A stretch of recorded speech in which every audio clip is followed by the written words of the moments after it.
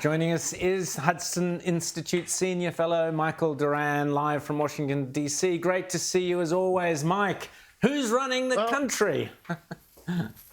Barack Obama is running the country. Of course he is. Tell us, Mike, your take on the last week, and will Joe Biden survive through to the election? Let me start with the last question. Will he survive through to the election? Nobody knows. It's amazing to watch. I have to say, I haven't been. I'm primarily a foreign policy guy focused on the Middle East. I haven't been so interested in American politics for a long time because it's an incredible drama. 20 years from now, this is going to make for some great movies when people actually in Hollywood will tell the truth about what's really going on. Right now, the people who make movies won't tell us what's actually wouldn't dare dramatize what's really going on. But it isn't the classic case of an immovable object meeting an irresistible force. As long as Biden himself won't step aside, they're really stuck with him. The process of moving him out is going to be so damaging to the party and so difficult and probably really impossible to do that I think they're going to just try to rally around as we're seeing. But just as James said, his decline is so obvious. It's so undeniable. The truth is out. We can't fake it anymore. And he's not going to get any better as he goes along here. So I don't know how. I can't tell you exactly what's going to happen. We just have to watch this incredible drama. And we can imagine the great dramas that it's going to produce in Hollywood 20 years from now. Well, let's talk about Mike, let's talk about the great dramas in Middle East and foreign policy. As you said, that's your area of expertise. How dangerous is it now for the world that we have a visibly incompetent president? Will Iran seize this as an opportunity to cause far more trouble in the Middle East? Will China see it as an opportunity? What's your foreign policy take?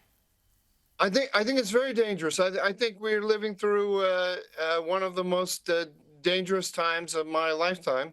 And I think if Trump wins when do we have it? We have the election in November. If he wins in November, then I think that period between November and January is going to be extremely dangerous. It's going to be the most dangerous point of all. I think all of the adversaries are trying to pocket what they can under Biden. I don't want to say that they're going to try to push us to war, or that would be dangerous. We're still an extremely powerful country, and there are people who are still making decisions and who have the authority to make decisions and so on. But there's clearly a recognition, I think, by Iran especially, that there's a lot of benefit to be had at this particular moment, because the entire Biden administration, not just the president himself, but all of his senior advisors, believe in stabilizing the Middle East by working with Iran, and so they have this administration that is weak. And that's favorably inclined toward them. So they're going to try to pocket everything they can, I think. Well, that weakness has been evident for some time, and we've had 11 embassies evacuated under Biden. Embassies have been attacked. And you mentioned Iran, but what about China in these final months of the Biden administration, what we think will be the final months? Are they likely to make a move? I think they're going to try to erode us. My sense with the Chinese is the thing that's really restraining them at the moment is their own economic problems. They have some really gaping holes in their economy, and a major conflict with the United States could be very damaging to them. So I think that is probably holding them back.